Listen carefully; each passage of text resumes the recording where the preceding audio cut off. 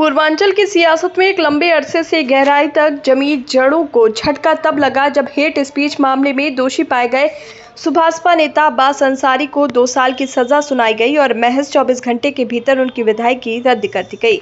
इसके साथ ही मऊ सदर सीट, जो पिछले 27 वर्षों से अंसारी परिवार की पहचान बन चुकी थी, अब रिक्त हो चुकी है। ये वो सीट है जहां से मुख्तार अंसारी ने 1996 से लेकर 2017 तक लगातार जीत दर्ज की है।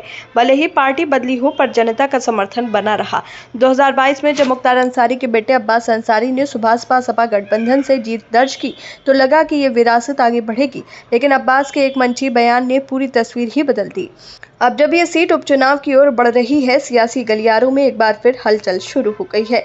ये पहला मौका है जब अंसारी परिवार की परंपरागत सीट पर उपचुनाव होगा और ये तय नहीं है कि अगला उम्मीदवार उनके परिवार से ही होगा या नहीं। खुद सुभाषपा प्रमुख ओम प्रकाश राजभर ने साफ कर दिया है कि पार्टी इस सीट पर चुनाव लड़ेगी, लेकिन अंसारी परिवार को टिकट नहीं दिया जाएगा। ये बयान कई परतें लिए हुए है। एक ओर वो अब्बास अंसारी के लिए कानूनी लड़ाई लड़ने की बात कर रही हैं, वहीं दूसरी ओर राजनीतिक तौर पर दूरी भी बना रही हैं। इससे पार्टी के भीतर और बाहर दोनों स्तरों पर संकेत साफ हैं कि अब्बास अंसारी और उनके परिवार की सीमित भूमिका में रखा जाएगा। ये सीट मुस्लिम बहुल क्षेत्र मानी जाती है, जहां बीजेपी अब तक चुनावी सफलता नहीं पा सकी है। यही कारण है कि ये उपचुनाव भाजपा के लिए एक बड़ी चुनौती और अवसर दोनों है। वहीं सुभाषपा अपने कोटे की सीट को बचाने के लिए कमर कस चुकी है। सपा की भूमिका भी महत्वपूर्ण होगी, जिसने 2022 में गठबंधन के तहत इस सीट पर अब्बास को समर्थन दिया था। क्या सपा दोबारा गठबंधन का हिस्सा बनेगी या इस बार अलग राह पकड़ेगी, देखना होगा।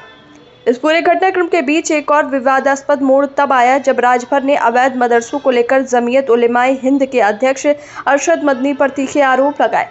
नकली नोट और आतंकवाद जैसे गंभीर मुद्दों को उठा करके उन्होंने मुस्लिम समाज के एक तबके में हलचल मचा दी है। उनकी ये बयानबाजी इस बात का संकेत है कि आगामी उपचुनाव में सांप्रदायिक ध्रुवीकरण की संभावनाएं भी प्रबल हो सकती हैं। मऊ की धरती सियासत के कई रंग देख चुकी है। बाहुबल, वफादारी, धार्मिक समीकरण और अब कानूनी पेच।